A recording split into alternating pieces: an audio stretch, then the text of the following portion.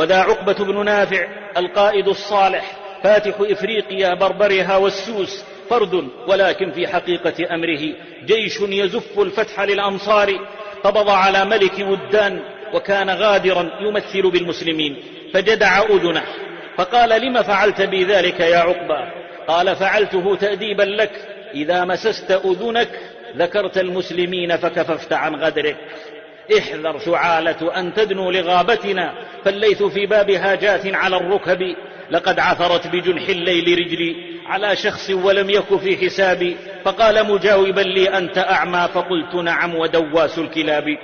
أدرك عقبة أهمية بناء مدينة تكون قاعدة حربية ومنارة دعوية ومنطلقا للفتح الإسلامي في الشمال الإفريقي، فاختار المكان في منطقة مليئة بالوحوش والهوام. فقال رجاله: هذه غياض لا ترام، نخشى على أنفسنا من دواب الأرض. وكان في عسكره 18 صحابيا وسائره من التابعين، فجمعهم جميعا وقدم الصحابة وقال: إني داع فأمنوا.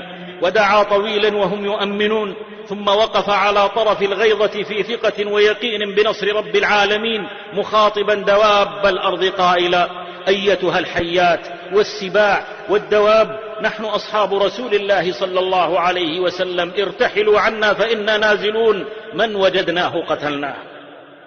ويسمع الله تلك الدواب كلامه ويسخرها لجنده.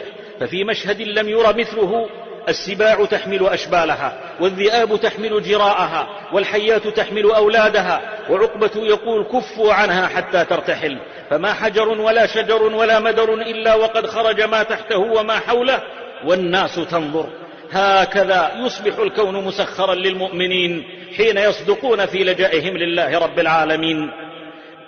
بنى القيروان في 5 سنوات، وبنى بها جامعا كان ملتقا للعلماء والمرابطين، ثم جمع أولاده وقال: يا بني، إني بعت نفسي من الله، لا أزال أقاتل من كفر بالله، فعليكم سلام الله، لا أراكم تروني بعد يومي هذا، والموعد الله. ففاضت أعينهم بالدمع عليه، كأن الجفون على المقلتين ثياب شققن على ثاكل.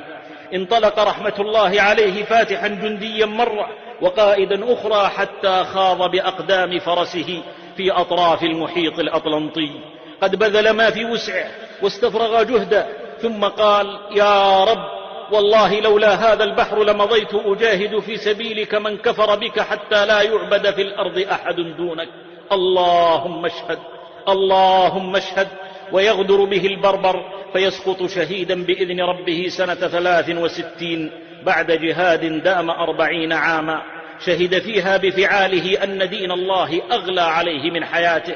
يا رب فارحمه وضاعف أجره، أغدق عليه بفضلك المدرار. يا ابن الإسلام عموما، ويا ابن الإسلام في غزة والثغور، إذا غلقت عليك المعابر والأبواب، وأجلبت عليك كلاب الأرض ووحوشها وعقاربها وحياتها وجراؤها وجرذانها، فأبواب السماء مفتوحة لا تغلق، ففروا إلى الله، إلى من يجير ولا يجار عليه، وما النصر إلا من عند الله. إن تنصروا الله ينصركم. إليك توسلنا بك، اهزم عدونا وطهر ربوع القدس من كل ظالم.